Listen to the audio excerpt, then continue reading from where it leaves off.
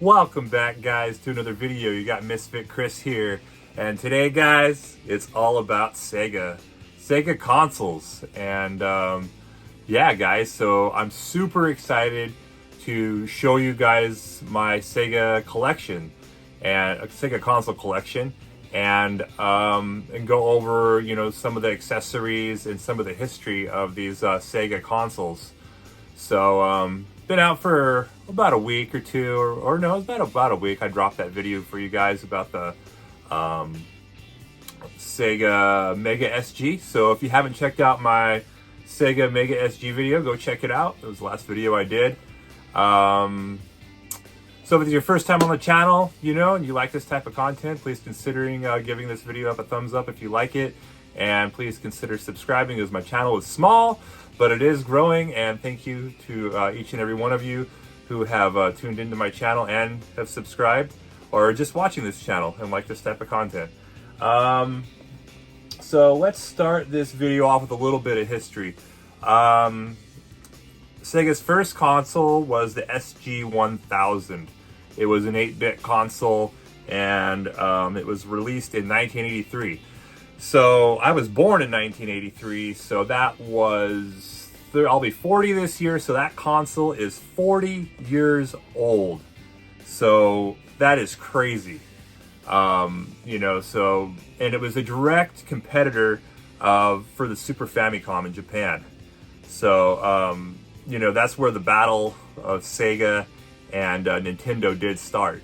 So I do not have that console to show you guys today, and honestly, that is pretty old school. And as old school as I've gone is the Master System, and I can hang with that, but there's a point, like, I'm not a big Atari guy, and I have a hard time hanging with Atari. It might have its moment with me, but I just haven't had an opportunity to really take a deep dive into Atari yet. So anyways, we're kind of like sidestepping there. So yeah, the Sega SG-1000 was an 8-bit system. Came out in 1983, like I said. And yeah, so I really don't know a lot about it. So anybody that has any experience or gameplay or good games, for that system, let me know down in the comments. I would be really curious to hear about the SG-1000. I'm going to throw a picture up of the unit here.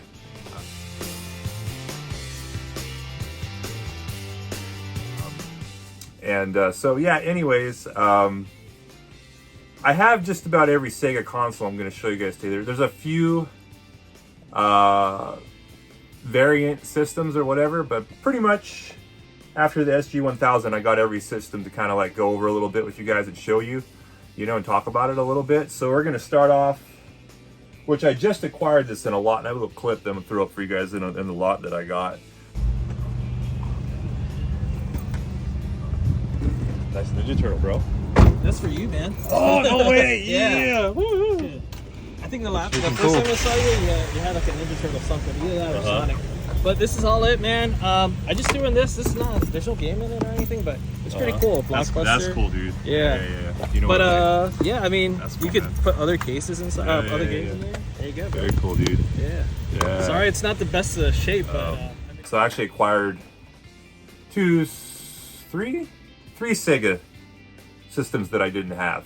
So the first one is the Sega Master System. And I love the way that this console looks. And the Sega Master System came out in 1985. And so a few years after I was born. And this one has been well loved, as you can tell, but it does work. There's actually a game included, which is super cool. They actually had a game on the system that was included. But unfortunately, when this starts up, that game is it runs, but it's glitched out. So, anyways, but it does boot up, it does play games, and Sega Master System had a lot of cool light gun games. One of the ones I've been playing is called Wanted, and that's a great game. I've been enjoying that. So the ports here you can see on the back, it has the same power supply as the Sega Model 1, and also it has the same AV port as the Model 1 Sega Genesis. So if you have a Sega Genesis, the power and the AV are the same. So yeah, this one's a little rough, but I was very happy to get this. And it also has the same controller ports as the Genesis, so you can actually use Genesis controllers on this system. So that's the Sega Master System, and so Nintendo actually had the D-pad patented.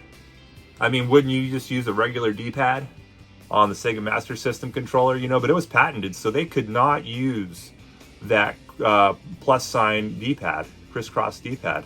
So this is what they came up with. And honestly, I've tried this and it's not bad. It's not bad. And so you can see the same connector here for the Sega Master System. It's the exact same as the Sega Genesis. So, but yeah, I mean, it's a comfortable controller. It really is. Just the way the shape and everything, it's very similar. It's almost the same, exact same, other than the D-pad. Like a lot of the feel and stuff, 'cause it's squared to the NES controller or Super Famicom. So, so yeah, Wanted is a good light gun game, and Rastin is another good Master System game. And so let's see what's up next. So after the Sega Master System came out, the Sega Genesis came out in 1998.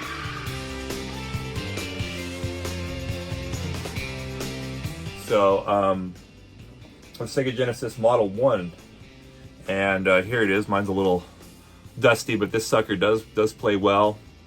Probably could have wiped it off for the video, made it look a little better. But I did not own this one. I actually did not own any Sega consoles. I was a Nintendo boy when I grew up. The Super Nintendo, NES, and I did play Sega. I had friends that had a Sega, so that's how I have nostalgic memories for the Sega. So, but this thing is just awesome. It's the coolest one, and this one has the best sound. So if you're picking out a Genesis, this is the best one to get. High definition graphics. So that's the one you want to look out for if you want the best sound out of the Sega Genesis. And I just love, I feel like this was ahead of its time, the 8.5 millimeter headphone jack. That is just a cool feature of the Sega Genesis Model 1. And then, you see you got the same ports as the Sega Master System.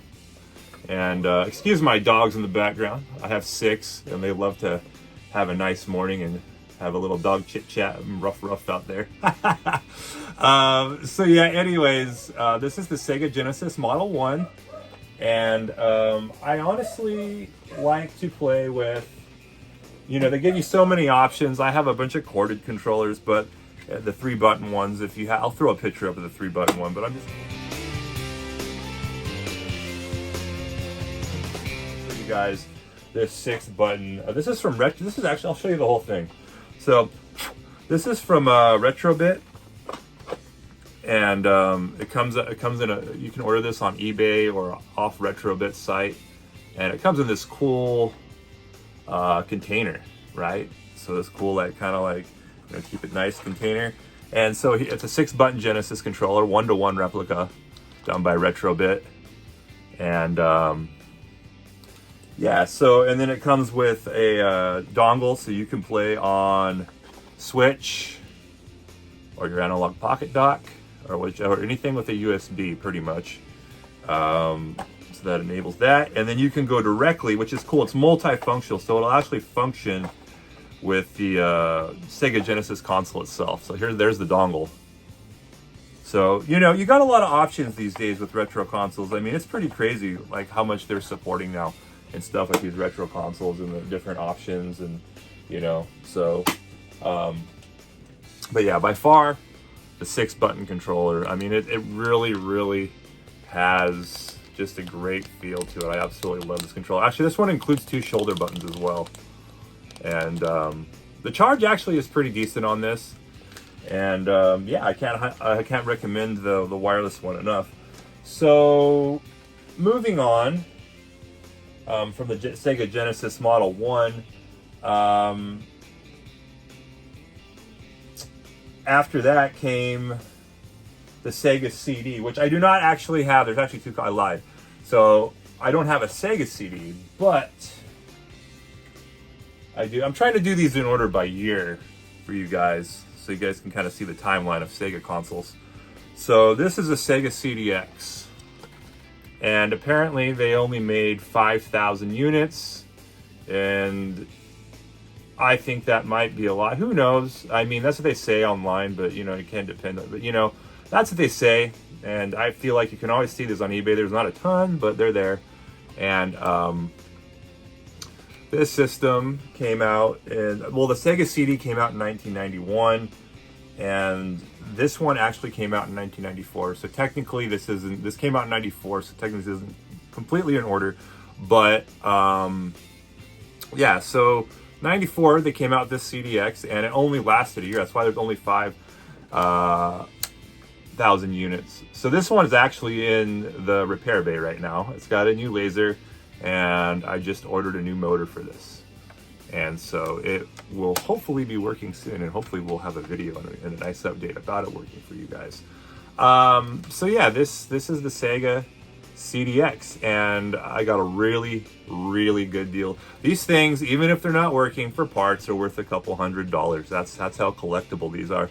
And see, it has the same ports. This it was marketed as a traveling CD player. See, it has a battery bay back here. In the back, it has a battery bay, and you put two double A's in there, and you're supposed to be able to just walk around like it's a Discman and just play, you know, your CDs like back in the day, like you're in the car, take my CDX with me. And then it also plays Sega Genesis. It's got a Sega Genesis port, so it was a multifunctional system, which you know, so I mean, I honestly didn't think I'd own one of these. And as soon as I had the opportunity to pick one up, I went for it. And I'm very happy with this Sega CDX. And the worst thing that could happen when you get one, it doesn't power on. This one does power on. So, so yeah, that's the Sega CDX. And let me know down in the comments if anybody else owns a CDX and has any info on repairing, or you know, or just any info on the CDX. So, but yeah, it was a 1-year thing, and it just disappeared. And I just think it was a very cool, innovative thing that Sega did. And Sega was always pushing the envelope, trying to one-up Nintendo. So, so yeah, Sega CDX does same thing. You can put the, you know, any Sega controller will work with it. So then after that, I think 1988.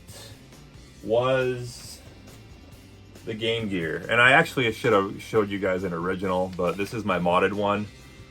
So this got an original board. It has an upgraded backlit LCD screen from This is all Retro 6'd out, and I've done a video on this. If you guys want to go back in my videos and check out, you know, maybe I'll put links to all the little videos I did on these consoles down in the description. But yeah, so this is a custom Turtles one, and I love it. And came out in 1988, and this was a direct competitor to the Game Boy. And you know, the price point was just so much higher. I think the Game Boy was $80 or $100 or whatever, and this was like $200 back in the day, which was a shiz ton of money. And you know, the Game Boy just had better games. You know, I mean, this was awesome for what it was. And if they'd been able to you know, drop the price on this system, you know, then it would have, you know, probably sold a lot better, and it might have gone further than it did, and it might have lasted longer.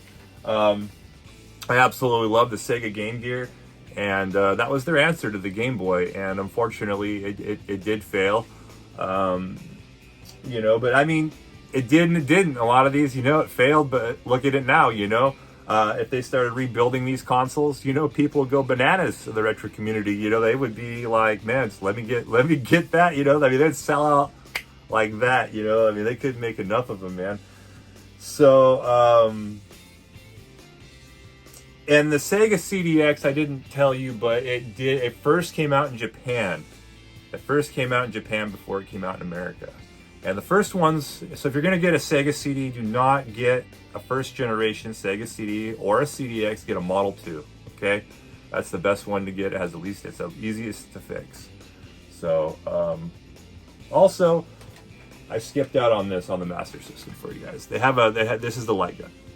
This is the Sega Light Phaser. I love that light phaser. Yeah. And I absolutely love this gun.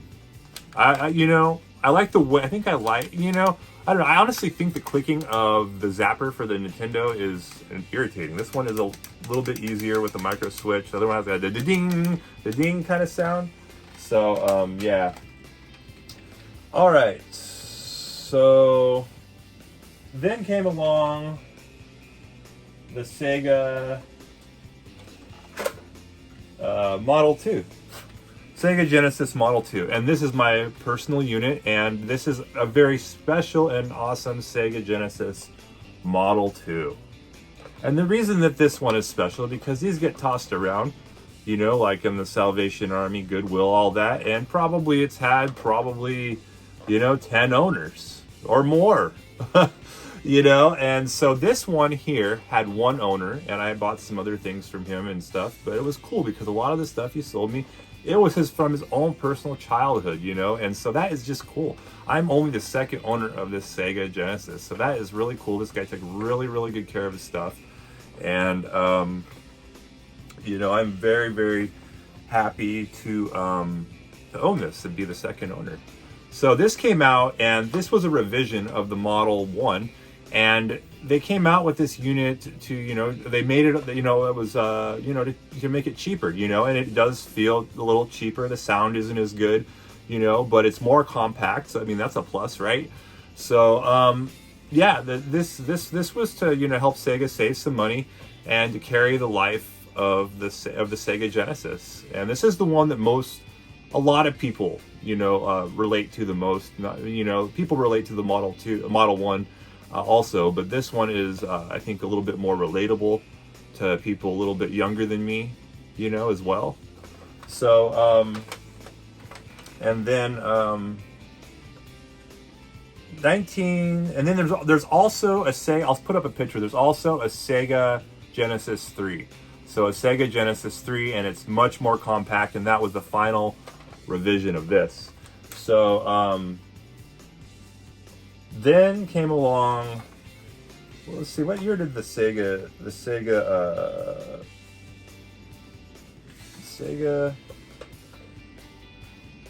Nomad.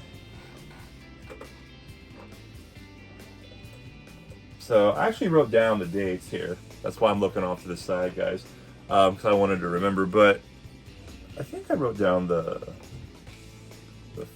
anyways, I think this was towards the end. So this was like, there's actually was an airplane unit, and I think it was called I wish I could tell you guys because I don't remember, but there's another unit. It was on an airplane. It was called the Sega Mega, I think, something or another, not the SG or whatever. But anyways, and it was on airplanes, and they decided that they were going to give it a go. This is the Switch before the Switch, guys. This thing is absolutely awesome. You know, so this is the Sega Nomad, and I have this one modded with a backlit LCD, and I think this came out around 94. Yeah, around 93, 94. I think that's somewhere in that ball.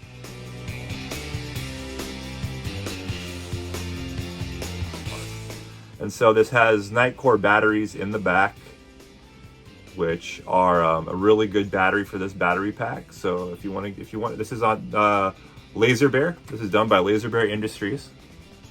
And you can go onto their website. I'll probably throw a link down in the description for you guys if you want to go check that out, if you want to mod your Sega Nomad. And this one here, this was Sega's attempt at just being different.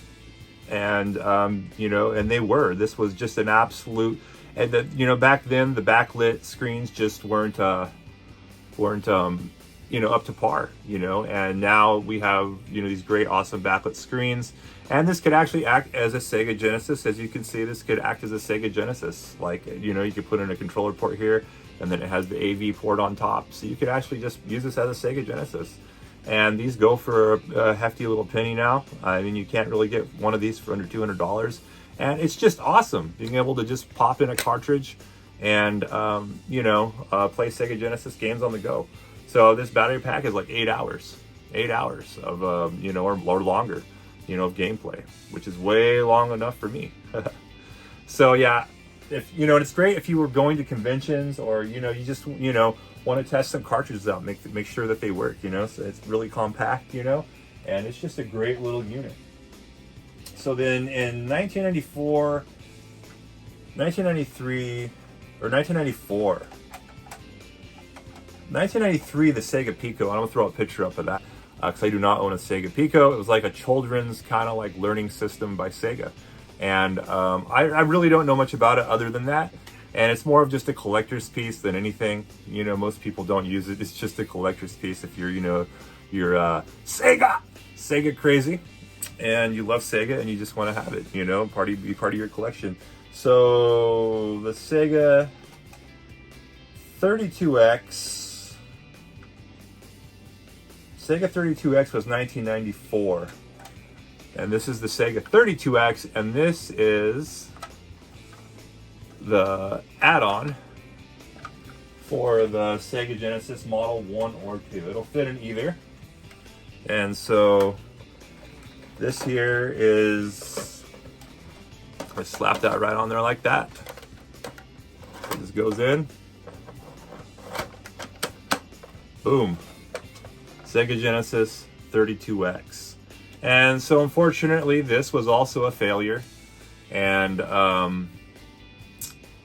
it only lasted maybe a year or so, and it had poor sound, didn't, you know, and they just, you know, developing for this, you know, there's things that show off what it could do, you know, but I mean, you know, this is another attempt at just being different and trying to, you know, one up Nintendo. And you know, I just recently picked that up, the Sega 32X, and it does have some issues that I'm trying to sort out, video issues. And that's one of the main things with these 32Xs. They're very finicky. You know, it does boot up, it does play the games, but it does have a few issues I'm trying to sort out. So, you know, I honestly, unless you're into tinkering around, unless you buy one that's working, I just wouldn't touch one if you're not into opening them up and checking them out. It is a great little system, a great little add-on. And then see over here on the side of the Sega Genesis Model 1, I don't know if I can get it open. We'll try. Oh yeah, we can. There you go. It'll sit on a tray right here. So this protects these pins here. This will sit on a tray like this, and the Sega CD will be over here. And that's kind of like on my collection list. I would like to get that version, the Model 2, which is the best to get. I highly recommend getting the Model 2 Sega CD. So, anyways, that is the Sega 32X, and you know, a lot of people crap on the Sega 32X. I still feel like if there's a few good games on a system and they're all bad, it's still worth it to get the system. If you're going to put a lot of hours into that game and enjoy it and love it, if there's only a few games on a system, I mean, you know, and that's all you play, what's wrong with that? You know, I mean, the rest of the games might be crap, but, you know, you're still enjoying those games, you know, all those years later, and, you know, still giving it some love. So, I mean, you know, in the same year, the Sega Saturn came out. So that's kind of what happened with the 32X. I mean, the 32X, I mean, who wants a 32X when the new Sega console's coming out? You know what I mean? So, you know, yeah. So the Sega Saturn. Here's my Sega Saturn that I got. I did a video on this as well. I really wanted a Sega Saturn. I think this is you can't really tell. This is a second revision. They all look, you know, there's a lot of different looking Sega Saturns. This is an NTSC. I think revision, it's a revision 2 of the system, and I got this at a really good price. Was very happy to get Sega Saturn, and the Sega Saturn was also short-lived and a failure. They rushed this out the door because Sony PlayStation was on the scene, and they were trying to directly compete with Nintendo again as well, and you know, they just wanted to get it out there, and you know, it was, you know, you're going into 3D gaming, and you know, there's like this big rush to, you know, do everything 3D, next gen. And here's the controller. I absolutely love this. Is a very comfortable controller. Has a great feel. This is a reproduction. This is done by Retrobit as well, and I absolutely love this controller. The Sega Saturn controller is great. And there is an amazing library. There is great fighters. on the Sega Saturn, there's some, you know, platformers. I mean, there was a stall. A stall was a great platformer, you know, but you're going into 3D, so platformers just weren't, you know, what people wanted. You know, you got Nights into Dreams on the Sega Saturn, and that was a big deal, man. I think that's how they promoted the Sega Saturn too, was Nights into Dreams. And that was an amazing 3D game. And it was really showcased a lot of what the Saturn could do at the time, you know. So, so it was crazy, you know. You got the Sega Saturn, Sega 32X, you know, so I mean, it just, yeah, it's kind of just totally pulled the rug out from the Sega 32X, and you know, that's partly why it was so short-lived. I did skip out on an accessory that I wanted to show you guys for the Genesis. What did I do with it? Oh yeah, okay, here we go. So this is the 8-bit Do M32.4 gigahertz controller, which is awesome. This goes with the analog Mega SG. This goes with the CDX, and I have not tried it, but I'm pretty sure it'll work with the Master System. That would be cool. I haven't not tried it with the Master System yet. So, you know, it'll work on the Nomad, and but yeah, there it is. And they really, I mean, this was made for the analog Mega SG. They were co-partnered, 8-bit Do and Analog Co. And you know, just a quick second, just to kind of throw. This is off the topic of Sega here, because this video is all about Sega, right? The direct competitor of Game Gear was the Game Boy, right? So recently, there's actually was a Game Boy that was glow in the dark, and they only made like 2,000 units, right? It was super collectible. I don't even think it was released to the public. I'm not sure on that. Anyways, Analog released a glow in the dark, you know, which is basically a Game Boy of now, console, glow in the dark, and it sold out in 2 minutes, guys. 2 minutes it sold out. That is crazy. And so, I mean, I don't know. I want to have a whole nother video for that one. Anyways, let's keep it moving on the Sega train here. That's what I've been calling it. I've been calling it the Sega train. I've been on this train. I mean, I wouldn't consider myself. I mean, I guess say like I'm a Nintendo boy. You know, I am. I grew up playing Nintendo. Those were the first consoles I owned. So, you know, Nintendo all the way for me. But I found this new love for Sega, and I absolutely love Sega. So, anyways, next up is the Sega's very last system, 1999, I believe. Correct, right? Correct me if I'm wrong. I didn't look this one up. I think in 1999, right? 999. Yeah. So the Sega Dreamcast came out, and man, there was so much hype for this console. It had an Ethernet. You know, it had this, you know, just seeing Windows. I don't know. I just thought it was cool, man. It just says Windows on there, you know, for the, you know, the compatible with Microsoft Windows CE. And, you know, it was just an awesome, cool looking console. Most of Sega's consoles, I just love the way they designed them, man. And this glows orange when you turn it on, you know. And the Sega Dreamcast, unfortunately, it failed as well. You know, and I've watched a lot of the documentaries on Sega, you know, and, you know, the people in Japan, they just were in control, man, and they didn't like they didn't like the control the Americans had, and they didn't like, you know, they didn't like giving over the power, man. And you know, both sides had great ideas, they really did, and but you know, in the end, you know, there was a power struggle. You know, and because of that, they couldn't agree on anything, and wrong decisions got made, and that's kind of sort of how the you know, the Sega crumbled, you know, and it's so sad that happened, you know, and you know, so but anyway, so there's a lot of the Sega Dreamcast controller is a controversial one, and I actually do like it. It does feel funky in the hands. It does feel kind of funky in the hands, but it does have a nice feel. It really does. The joystick feels a little bit loose, you know, like, but, you know, and the D-pad is, I don't know, that D-pad is like, you know, something else.